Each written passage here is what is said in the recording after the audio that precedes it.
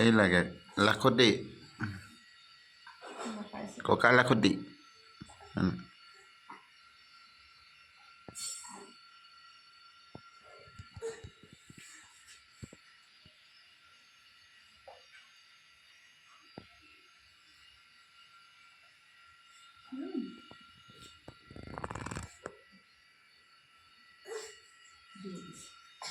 মুখত নলয় বেটু